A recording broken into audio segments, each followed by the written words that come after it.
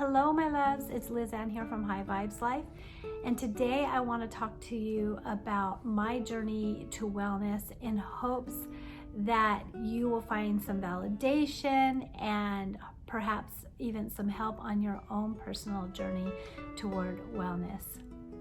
So perhaps you are somewhat like I am, just maybe trying so hard to overcome some maybe physical illness, some perhaps struggle with some emotional issues in your life, whatever, and you're out there on YouTube, buying books, looking up, reading about the studies that have been done on certain aspects of health, and the more you dig, the more freaking confused you feel. No sooner do you feel like you got your foot on solid ground than somebody comes and pulls the rug out and says, oh, no, you're killing yourself. That's the wrong way to do it. And this is what I have found to be the case for myself as I have moved forward to try to regain my physical health, to try to find my ultimate physical health, my ultimate vitality, and to live the best life that I can live. So this morning I'm going to share with you what I ate for breakfast. I ate 2 eggs. I made myself 2 eggs, 4 slices of bacon, and I put a ton of pepper jack cheese on it. I sauteed a few mushrooms. I ate about 2/3 of this and gave the rest to my dog because I was full, which he is just now getting done with and coming to tell me, thank you, you're welcome. I don't have any more. So I want to talk about this meal and the reaction that I would get from the different perspectives. So from Marcus Rothkranz, whom I adore, I feel like he's done amazing things with his health, and I don't have anything against him or his wife or anything, but I just want to talk about perspective. From his perspective, I blew 2 things. I didn't fast. I should have gone longer in between what I ate last night and what I ate this morning. I'm eating animal products and man-made cheese. The mushrooms might get criticized too as well. From the carnivore's perspective, the mushrooms probably are a no-no. I'm not sure, maybe they do. They probably are simply because they are man-grown, they weren't caught in the wild. From the vegan's perspective, I just ate the period of a chicken. I am a part of traumatizing cows by milking them. And believe me, I've gone through all these perspectives. I've even had my own time of, oh my gosh, look what they're doing to cows. I even wrote an article once about what I went through with seeing a cow being on a milking machine at a fair that I went to that was so sad to me because it was just sitting there and people were just gawking at it with this milking machine just constantly pumping at its tit. And to me, animal cruelty is animal cruelty. I don't think we should be cruel to anything. But I don't feel like what we eat should be made a moral issue. So I want to go back just a little bit to my childhood. I had a mother who was an emotional eater, who yo-yo dieted. My whole life I watched her get really skinny, then really heavy, then really skinny, then really heavy, change all the time. I had a father who stayed fairly the same weight. I mean, he might have fluctuated, 15 pounds or here or there, but he was, pretty stabilized in his weight. But he was a very fanatic in everything he did. He was a fundamental Mormon. He married 2 women at the same time. He had divorced a 3rd woman before he married the other 2. And his diet was no different. He was constantly listening to tapes by, or reading books by Arnold Ehret and listening to tapes about the great diet and fasting. So he was into fasting and abstaining, and you just go for days without eating, and then you have that time of enlightenment and feeling really good, and then being brought up in a home where we were impoverished many years of my life. Hunger was a constant pain in my experience. I constantly felt hungry, and there were times when it was worse than others. Around when I was 7-8 years old, we began to dumpster dive to get some of our food.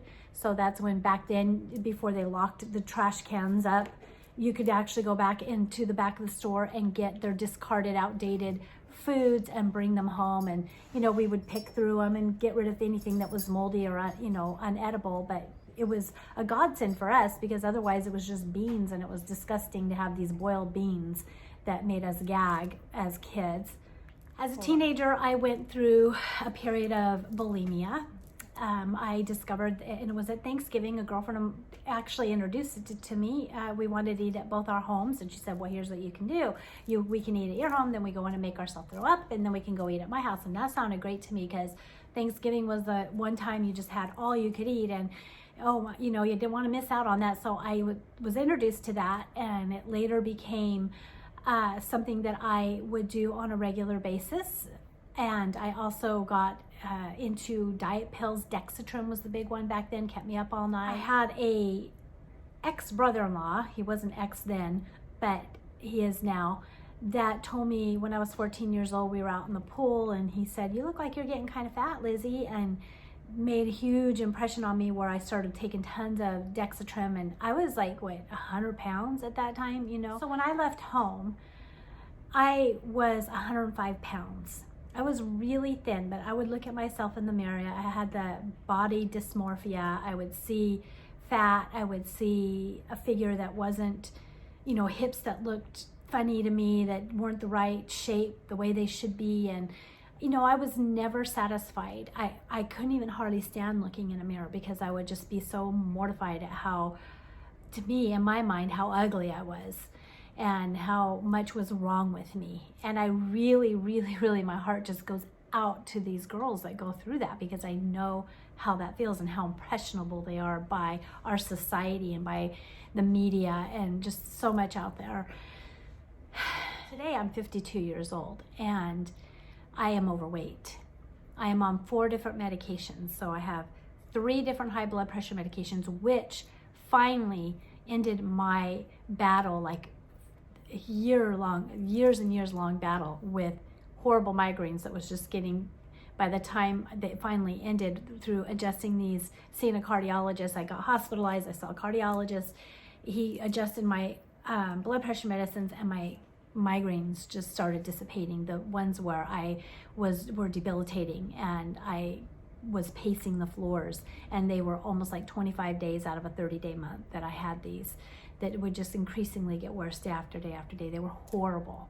So I'm on 3 different blood pressure medications that I dare not get off. They're very minimal, but I'm on them. And I'm on a insulin medication, because I now have adult onset type 2 diabetes, which my mother had, which is, looking back now, I've always had insulin issues. I always was really shaky being hungry as a young girl, and I didn't realize that had anything to do with low blood sugar back then. Like, again, we didn't have YouTube. We couldn't hop on YouTube and find out how to live our lives and how to parent, and we didn't have the access to the education that we have today, which is just awesome. My weight gain began when I, quote, fell in love, with my now current husband. I ate a little more. I smoked pot every once in a while, which gave me the munchies, so I would munch. And when I got pregnant, I smoked a little, so I quit smoking completely. And, food became more of that need to have something going, between the munchies, and I gave up marijuana as well, and I'm not interested in it anymore. I tried it a few years ago with my headaches, and I couldn't stand it. So I don't have that same emotional need that I had back then for marijuana. So that's how I started gaining weight. I remember I just put on like 30 pounds. So I went from like 105 pounds to like 135 before I ever got pregnant. And then when I got pregnant with my first child, I had a girlfriend that was just cared so much about me and said, don't worry, you're feeding too. Don't worry about what you eat, just eat. And I just took that advice. I was very impressionable because of my upbringing. It was so traumatic, and my development, my mental and emotional development was arrested at a very young age. And I was very impressionable, and she told me just eat anything, so I did, and I ended up going up to 180 pounds. And I have never fully lost that ever. And I'm 52 now, and I had my first child when I was 25.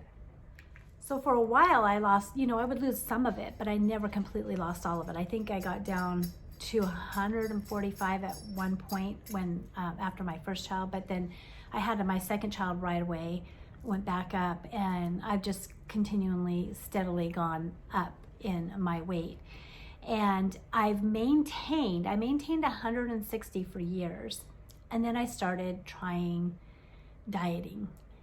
I swore I would never diet because watching my mother, and I thought, I'm not going to do that. I'm going to just be careful and not, go too overboard.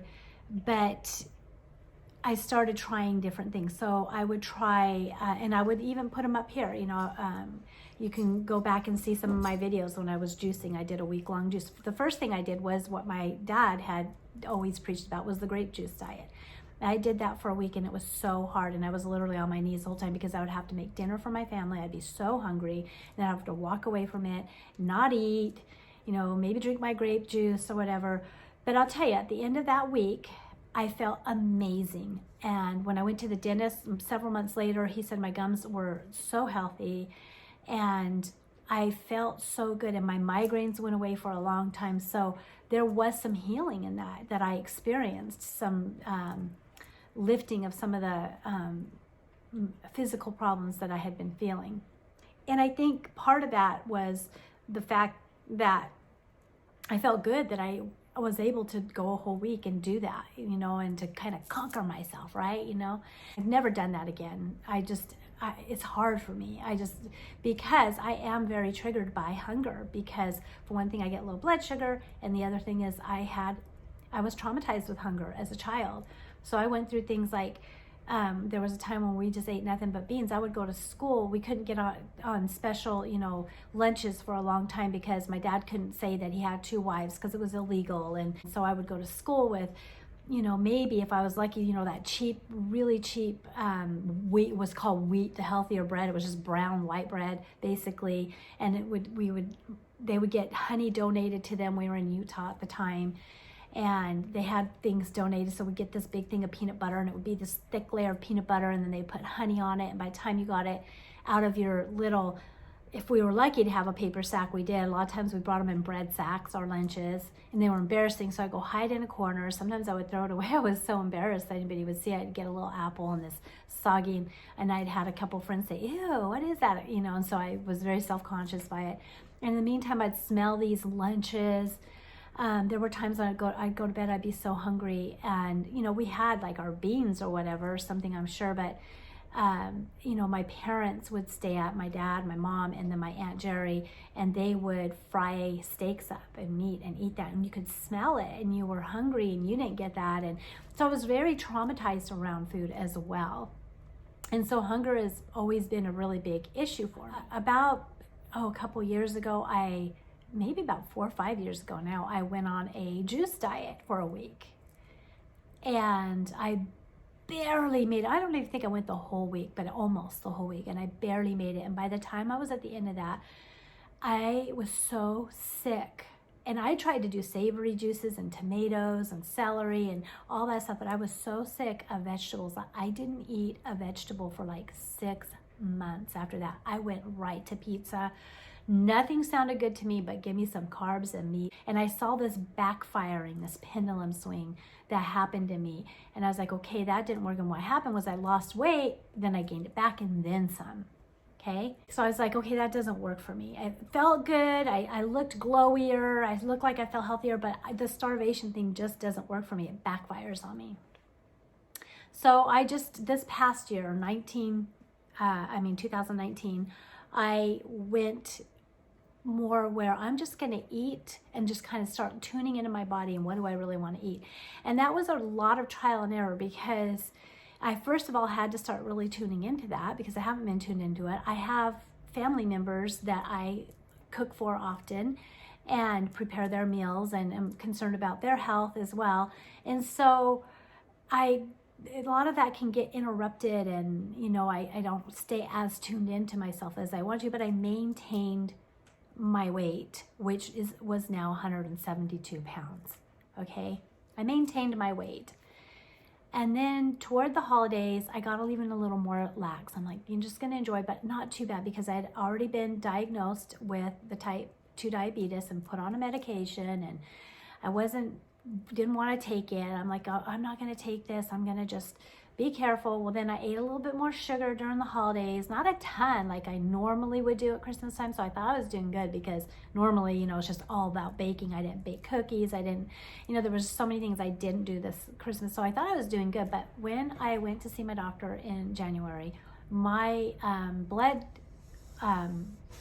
panel came back really awful, and it actually scared me and caused a little anxiety in me, because my blood sugars were really high, my cholesterol was high, which has never been high, my triglycerides were really high, and then she was telling me, oh, that's what can cause a stroke, and I mean, just all this stuff was just not good, So I was like, okay, I've got to do something. Well, I had a family member of mine that through that past year had lost 100 pounds by doing the keto diet, and this was a male family member. And so I thought, okay, I tried it and then I didn't like it, and I'm just gonna do it, because I had only done it like a week or 2 weeks before, and it didn't seem like it was doing I wasn't losing any weight, so I got some books, some really, really good books on it. I researched, I stocked my fridge, I did everything, I crossed all my T's and dotted all my I's, and I'm like, I'm gonna do keto. Nothing, no budging of the scale. And I was having kind of the same reaction I did when I did the veggie. I was getting really kind of grossed out with the fat, the level of fat, the level of animal product. It was just starting to gross me out. And then I started gaining weight. So I was like, oh my gosh, you're kidding me, because I hadn't gained weight for a long time. I'd at least maintained. So I'm like, oh no. And so I went ahead and I pushed it through a whole month, and I said, okay, I'm gonna try even harder. Maybe I need to cut back here. And I got on and researched, what am I doing wrong, blah, blah, blah, and tried to make amendments. And I went 2 more weeks, and I just wasn't making any progress. So I abandoned ship. And here I am now. That was January. And here I am at the beginning of March. So that's been my journey to wellness and health. The mental part of it all has been really interesting too, because I firmly believe that mind, body, and spirit are always in sync. And so when one gets off balance, the other two get off balance, and they in sync with it. And so I feel like as I've healed myself emotionally, I have at least stabilized my weight, stabilized my migraines are gone. When I was going through the thick of my healing, when it was really hard, I was bringing up a ton of things that I'd been through in my past, and just crying so much. And I was so depressed, and so, oh my gosh, it was just horrible the first 2 years of my healing, which was when I first turned 40. And my migraines, that's when my migraines just got out of control. And whenever my migraines were really bad, it was like all that stuff was just right there in my face. So I know, like, the mental, it's just hard. It all goes in sync. And since I've been feeling better and feeling happier and truly loving on myself and truly taking care of myself, I do feel better. I do feel healthier. I am feeling more glowy in my skin. I have a little teeny bit of eyeshadow on. I put a little bit of pencil in here as the mascara, and a little teeny bit of eyeliner. I don't have any on my face. I am getting a few wrinkles. I'm 52. I'm not perfectly, my skin isn't perfect. I'm going to spring it. But it's not horrible either. It's not like I'm breaking out or have rashes. I drink coffee. How many people are going to go, oh, good for you? And how many people are going to go, oh my gosh, you shouldn't be drinking coffee? I drink organic coffee. We make a pot of coffee. I usually have 2 cups a day. Here I am, and this is my journey. And this is part of the reason I don't do a lot of health videos. One of the biggest reasons is I don't believe there is a one size fits all. I don't like the food wars that are going on. I feel like they're ugly, they're unloving, they're calling each other names, stupid and ignorant, and I just feel, oh, look at how fake they are, look how stupid, I can't believe they're promoting this, and just so mean, when most people, all they're doing is experimenting and discovering new things about their health and doing what they feel is right. And I feel like it's a very personal journey. When I was a child, I would have just died. Like I would dream of, and I even prayed for it, even when we were raising our kids and, money was really, really tight, and, we had to be careful about our grocery bill, a lot more careful than we do at this point in our life.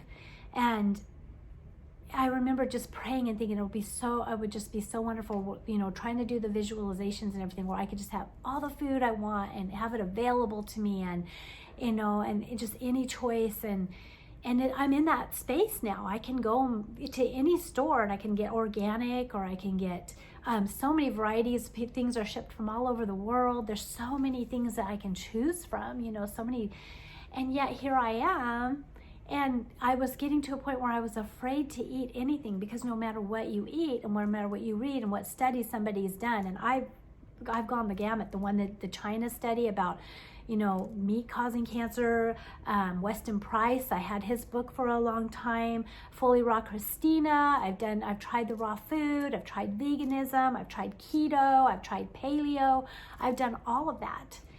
And I found that it's more important the space that you're in when you're eating. What's more important is taking care of your emotional body and learning to trust yourself and to tune into your body and to know what your body is calling for and needing, because our cells are intelligent. We don't direct our cells. Our cells have their own intelligence system that they're working in. And I believe they put out a call sometimes. Sometimes it's like, I'm really thirsty, go get a drink of water. That's a call from the cells. I need some water. I don't think that we need to start guzzling down water if we're not thirsty. I don't think that's healthy. But if we need to be able to be tuned in enough to our body to recognize when we are thirsty, because I think so many of us have tuned out of our body and tuned out of our own guidance system so much that's why there's so much confusion around it. We don't know how to tune in to our emotional guidance system and to our physical guidance system. We are so removed from that.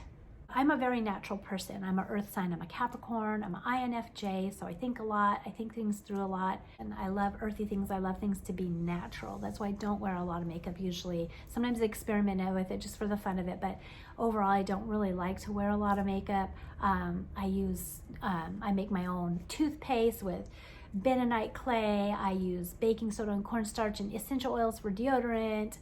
I use a lot of, natural products for my hair. I don't color my hair. I'll use like peroxide and lemon sometimes, and all the hair just don't say do that, but I just do natural things that are more natural. And so I hear a lot of people talking about natural. So you have the carnivores saying it's not natural to eat like this. This was the new thing for me this week, as I was listening to I was binge watching a carnivore who actually drinks rabbit blood and drinks cow blood. Or animal blood. I just saw two videos. One was rabbit and one was cow. And I didn't even watch the video. I just saw the title. I couldn't watch that because it just immediately made me want to vomit. I did watch one where he actually ate raw organ from a cow and then an egg that was a year old. And it was just, that made me nauseous. So I don't want that. But he did have some very interesting perspectives that I hadn't heard about, because what he does is he takes vegans' videos and then he sits there and he watches them and then he comments on them.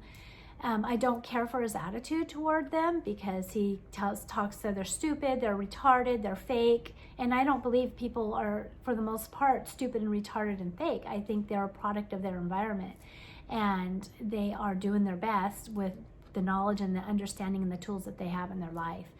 And sometimes people aren't in touch with who they are in an authentic way, and so it can appear like they're fake. But I don't believe they're just purposely being fake and purposely trying to abuse their children or hurt people.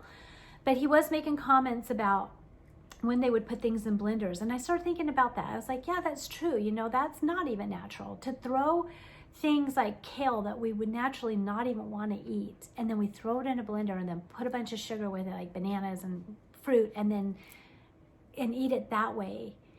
And then I ordered this stuff from, another one is Marcus Rothkranz. I love him, and he's healthy, and he's done great for his own life, you know, so I don't bash anything he does, but I ordered one of his products, or 3 of his products. 2 of them I've tried, and one was a colon cleanse, and the other one was his green drink. And the green drink I did, and I literally felt like I had the flu through the night, literally. And I was thinking about this commentary of this carnivore and how he was saying that we're not meant to go around and eat weeds and grass. Like, that's not even natural. We wouldn't go out go and eat weeds. And this green stuff that he created is from wild greens, and it made me think about that. And I've always had this theory. I've kept this theory in the back of my mind, because the raw foodists and those that fast and everything, and they say, you know, you go through your symptoms. You're going to get sick, and you're going to have your headache and everything. And that's your body cleansing. And I've always thought, well, how do they know that? I've always wondered, how do they know that that's actually cleansing? What if it's more of their body trying to adjust to foreign stuff that they're suddenly putting in their body? Like, it's more like they're reacting to it like a poison, because they're not acclimated to eating that. And their body is used to what they're eating. So I've always had this theory about that. And then I thought about Marcus Rothkranz, and he really is a big advocate of enemas. And I thought, what is natural about pumping your intestines up with water? That there's nothing natural about that. You have to literally take man-made plastic, bend upside down, and let water go where it's supposed to, something go in where everything's supposed to be coming out. What is natural? There's nothing natural about that. And if you have to do that to be healthy, I don't believe that. I think our body is intelligent to clean itself without us having to stick things up inside of us, just like no different than having to have pharmaceuticals from doctors. I think when you're in tune, I believe, as we tune in more to our happiness and what makes us tick, what makes us come alive, and listen to our body. Like when we are hungry, okay, I'm hungry. I'd like to fast, but right now my stomach right now, like I'll say I'm gonna intermittent fast. And if I wake up in the morning, I don't feel like eating, I don't eat. But if I get super hungry all of a sudden, I have learned to say, okay, I'm hungry. My body is telling me eat something. And then to think about, well, what do I want to eat? Do I want fruit? Do I want eggs, meat, a sandwich, an avocado? I look through my fridge and I'll just, usually pick out. And this morning it was eggs and bacon. That's what I wanted, and cheese and mushrooms. I thought about the spinach, and I usually put spinach in it because it's supposed to be healthy, but I really thought about it. I don't want spinach, I really don't want it. Even now, just saying it, thinking about it made my stomach feel nauseous. So yeah, my body's going, no, don't eat that spinach right now. So when I believe that as we tune into our body, this is my belief, and this is what I am experimenting with, and I'm going to share my journey as I progress forward in this. The other day I did a video on hummus, and I made a hummus recipe from Whole Foods. I did not like the recipe. I did add, in the ending, you can see I added more cumin, more tahini to make it taste better. I cut up a bunch of veggies. I ate it for dinner, and I made a miso mushroom soup, which was really good. I liked the miso soup. And I ate a bunch of the vegetable crevettes, and I did eat the hummus. But the rest of it's in the fridge. My husband didn't want it. My daughter ate some, didn't like it. I'm going to dump it. It did not, and the more I thought about it, after I had watched this commentary, this guy that comments a lot on carnivore diets, I realized I don't like garbanzo beans. I never have. I've never cared for garbanzo beans. And I've liked hummus sometimes, but it's been more of, it's an alternative, to something else than just my body and myself going, yeah, I really like that. And so I'm going to experiment with this whole idea. Of course, there's certain things that for myself, again, this is my body that I'm talking about, and I do not believe there's a one size fits all. I don't believe that in any area of life. I will emphasize that over and over again. But for myself, I have learned that I react to grains. I did quinoa for a while. I even sprouted it, and I'm like, it's so good, And then I got to thinking about it, and I created a recipe because I like to cook, and I created a quinoa salad recipe with, sun-dried tomatoes and olives and pine nuts, and it was pretty good. But then I really thought about it because I would always get heartburn. Even when I sprouted the quinoa, I would get heartburn after I ate quinoa. And the more I thought about it, the more I thought, I don't really like quinoa. I don't really like that tiny little gritty grain. It doesn't taste good to me. I do like rice, and rice sometimes, and I only like a little. But rice doesn't upset my stomach unless I eat a lot of white rice. But if I eat a little teeny bit of brown rice once in a while, it doesn't upset my stomach. I can eat rice. I know that I'm sugar sensitive right now, so I'm not going to eat processed sugars. I know right now that's not good for me. I found some Russell, I think it's called Russell is the brand, chocolates that are sugar-free, that are made with stevia extract, that if I want a little something sweet that I really like, I'll eat one of those. But I pretty much stay away from sugar, and I don't even eat fruit unless I'm really crazy. Like the other day I craved, I'll make these bowls of cereal, and I do like almond milk. That's one thing the Carnivor said, that it's not milk. It's milk itself is a protein. It comes from an animal. Every time somebody said they're using almond milk, well, you know, please forgive us for calling it milk. What else are we going to call it? Almond juice, okay? Almond water. Like, okay. And I like almond milk, my own homemade almond milk. I don't really care for the store-bought stuff. I used to use it a little bit, but I finally tried my own, and I like it so much better, so much fresher. Never have I liked cow's milk. When I was a little girl, it made me gag. I have never liked cow's milk. It's always been gross to me. I've never been much of a yogurt eater, dairy. The only thing of dairy that I've always really liked is cheese. Other than that, I've never been a big dairy eater. I've gone through stages where I liked sour cream and craved it, and then stages where I couldn't even stand the thought of sour cream. So I'll go through stages, and again, I'm listening to my body. I've even done unpasteurized milk and all that, where you can go and get it where it's not been messed with. And I don't like it. I don't like milk. So I do like almond milk. And the other day I was craving for breakfast. I really was craving oats. And, you know, I was trying to stay away from grains, but I kept craving oats. So I finally just allowed myself, and I just had a little bit. I didn't have a lot. And I have these supposed to be gluten-free from Trader Joe's rolled oats. And I put probably maybe a quarter cup in my bowl, and then I was craving a banana. So I had these small organic bananas, and I cut that banana up, and I just put anything in it that sounded really good to me. And so I had some blackberries, and that sounded good. So I put some blackberries in there. I had some almonds sound good to me in my almond milk. And then I usually sweeten it just a little bit with vanilla stevia, just a couple tiny drops, just for a little hint of sweetness. And then my husband wanted it too, and he loved it, and it was so refreshing, and I felt really good that day, and I didn't get hungry for the longest time. So it's listening. Another thing that I do is I like chlorophyll drops. I like green juice, and sometimes I'll really crave green juice, and other times I don't want it at all for the longest time. I have no, but I like to have a little bit of chlorophyll in water in the afternoon. I enjoy that. It makes me feel good. It gives me a perk. I drink lemon water in the morning. He said something about it's acidic. You're not supposed to drink lemons. Well, I've been drinking lemon water first thing when I get up in the morning for over a solid year now, and it has hydrated me. I love it, and I notice it when I miss it. It hydrates me. It gets my digestion moving.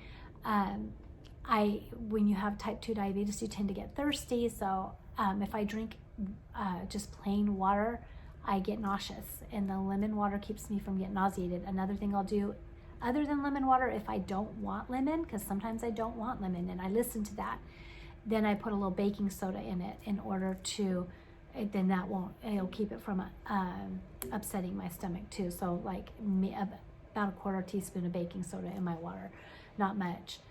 And you can research all this all you want. Research the studies.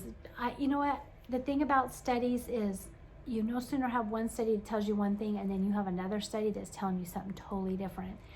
And you no sooner think you got like I said, got a footing on something, then somebody pulls the rug out from under you and says that's not true. I remember back in the 90s when Stop the Insanity, that book Stop the Insanity came, and everybody went on, get fat out of your diet. And I did that for a while. I cut my fats way down, and I lost a little weight doing that. And then they started coming out and saying, oh my gosh, people need that, and it's causing so much havoc, wreaking so much havoc. See, everybody thinks they're doing something good for their body. Then they come down the line saying, no, no, no, no, no. Now they're saying cancer's good for you. That, or it's so crazy out there. So at what point do you trust and believe and follow? And I think it's at the point where it feels good to you, where what you're doing is helping you feel better, is increasing your vitality. It is tuning in to what works for you. Abraham Hicks says, there's so many things about everything you eat and put in your mouth that it's surprising anybody can eat anything. And that's how it was starting to feel to me. And here I have, like I said, a world of food around me. Finally, after going through so much hunger as a child, I have it all available to me. And now I'm getting paranoid about eating any of it. It has to do with coming to terms with and being at peace with the fact that we all eventually die and we all eventually age. That's just the process of life. Animals do, whether they're in the wild or domesticated. Domesticated animals a lot of times age faster because of the stresses of their lives, and they're out of their natural habitat. But regardless, it's coming to being at peace with that. But for me, I have found my peace in my belief, in my reality of, in my belief that I am an evolving human, and I'm here to evolve and to learn and to grow and to enjoy this life. And this life is my masterpiece. It is my creation. And that has made all the world of difference to me in being able to be happy and to be able to live life in a different way and from a different framework, instead of from a base of fear about everything I eat, a fear about what I believe and don't believe, whether it's right or whether it's wrong, and start to go back into the original way that we came in to be guided, and that is with our emotional guidance system and what feels right and what doesn't feel right to us. We're trained and molded to away from our own guidance system, and then we're taught to follow this or to follow that, depending on the culture and the family dynamics. We're taught different ways. Just like the guy that is critiquing all the vegans, he's saying, oh, they're so abusive to their children. No, they're not. No, they are giving their children what they believe is the healthiest diet for them. That's not abuse. Abuse is when you're using a child, or you're just, as a guinea pig, or something is wrong or something is not good for them and you don't care. Abuse is not caring. But ignorance is not abuse. Ignorance can cause trouble. Being completely ignorant of something, you can, a child, if he's ignorant that the car can run over him and he runs out in the road, he could get hit by a car. Ignorance can be fatal even, but nobody's going to help anybody with any amount of ignorance by shaming them and by making them feel like having these wars, whether it's the vegan getting out there and saying, stopping people on the road and saying, oh, you wouldn't eat your dog, would you? Yet you're eating these other animals. What's the difference? One thing that I feel like the universe showed me, God, spirit, whatever, is I was telling somebody one day how I won't eat crab because ever since I heard that they take a crab and they drop it in boiling water and it screams, I can't eat it. There's certain things I won't eat because I am a highly sensitive person, and I still won't eat crab in spite of this. But I was going through the whole moral thing, about, is it really bad to be eating animals? Are we doing something wrong? And I was watching a program on TV, and it had this scene in it, or maybe it was a YouTube, I don't remember, but it was something I was watching, and it had this scene in it where there was this bird on a beach that was still alive, and there was all these crabs, and they were attacking this bird and killing it. And it was really brutal. And it just opened my eyes, and I was like, I heard spirit say to me, the wisdom within, just say, life eats life. Life sustains itself by life. Life eats life. And it was just like I was set free from that whole mindset. Do I advocate that we're just cruel to animals, that we stuff them all in a big barn and watch them pant and have miserable lives so that, we can mass produce eggs? No, let's do something different. Let's figure out a healthier way to raise our meat and eggs. But life eats life. It's always been that way. I love my plants. I love my plants. I love them, right? When they have a leaf that dies, I go through and I gently pull it off. And I feel bad when I pull those because I'm a highly sensitive person. I don't know how much that's hurting them. When I prune my trees, I usually just kind of try to send love to it before I do and let it know that I'm doing something, I'm doing this for their health, because I don't know how much it hurts them. I'm not that tree. I can't get inside them and know, are they miserable where they're planted? Are they out of their natural habitat? When I climb on them, does it hurt them? I don't know. We don't know. We don't know that. So we should maybe even eat plants, because God forbid that they are sentient beings or whatever you call them, and that we're harming them.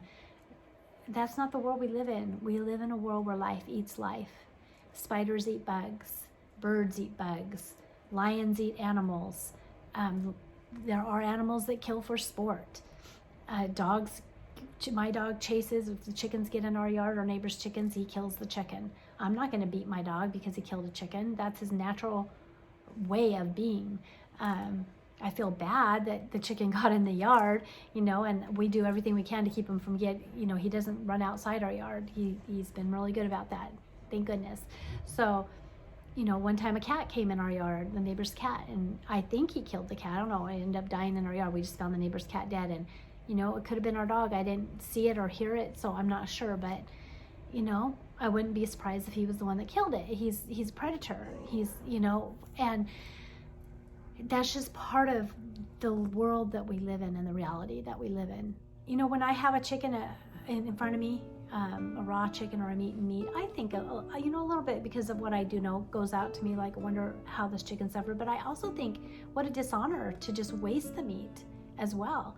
And I've also thought about, what if all of a sudden the vegans had their way and they just shut down all the meat and dairy farms in America? Oh yeah, we think this is immoral, let's shut it down. Do you realize we would go into a famine?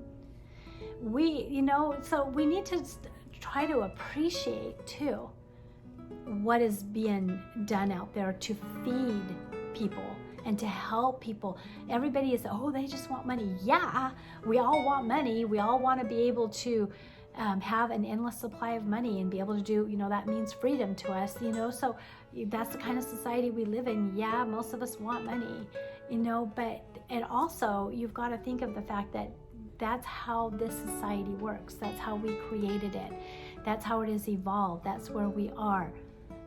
Maybe we will evolve past some things at some point in time, but getting on and shaming people and making what they eat a moral issue is not helping anything anywhere, period. You may have your way and convince somebody at some point not to eat an animal and pat yourself on the back and feel really good about that. But in the whole scope of things, you don't know that you've just ruined this person's health because they don't really have the body or the system that can be healthy on a vegan diet. So I just want to thank those that have stuck through this whole video and heard me out and heard about my journey and my perspectives concerning my health and wellness.